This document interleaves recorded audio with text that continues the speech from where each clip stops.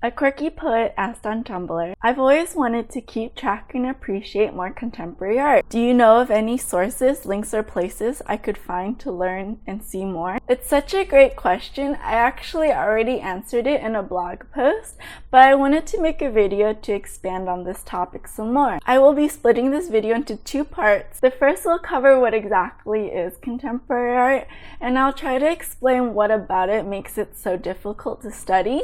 The second will cover resources I like, such as books and websites that will help make contemporary art more accessible to you. So the term contemporary art is basically what it sounds like. It's art that's made within our lifetime. However, its definition has expanded and occupies a greater scope than it did even 20 years ago. It's difficult to pinpoint when exactly it starts.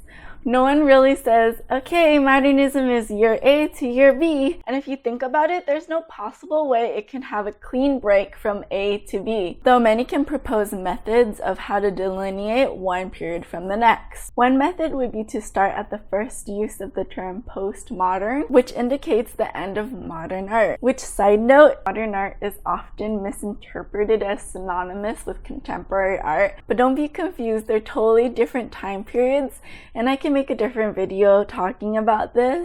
Going with that, we can say that contemporary art is about 1970 to present day. One reason that I take the time to go into this is that contemporary art is pretty difficult to keep up with. It's always changing, just as our tastes and opinions always change. Often called post-movement art, it's implied that artists are now freed from the stylistic groupings of their forefathers and are allowed to work independently. Though this shouldn't be interpreted as artists working in total isolation, they all operate under some sort of research, dialogue, or collaboration as a part of a network of curators, critics, academics, dealers, collectors, enthusiasts, and of course, their fellow artists. As a result, there's a ton of content that, unless you're part of the network, it can be difficult to grasp or even access. It's kind of like an inside joke where you don't really understand why it's funny unless you know the original context. And no, I'm not comparing art to a joke.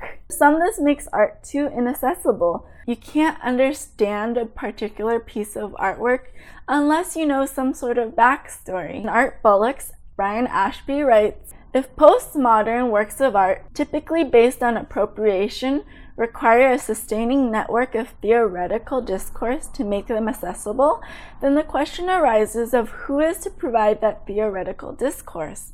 Is it to be furnished by the curator, the critic, or the artist? Now, saying this, I don't want to give the impression that you have to be an art historian or an expert of some sort to understand contemporary art, though it can sometimes feel that way. But I do think there's a certain threshold of knowledge that I think makes contemporary art much more engaging for the viewer. So in my next video, I'll be sharing with you guys what resources I personally like to use to keep myself educated on contemporary art. And I hope you guys found this useful. If you're interested, I'll make an annotation to that video now. Thanks so much for watching. Hi guys, so in the last video, I talked about what makes contemporary art a bit difficult for those not as involved in the art world.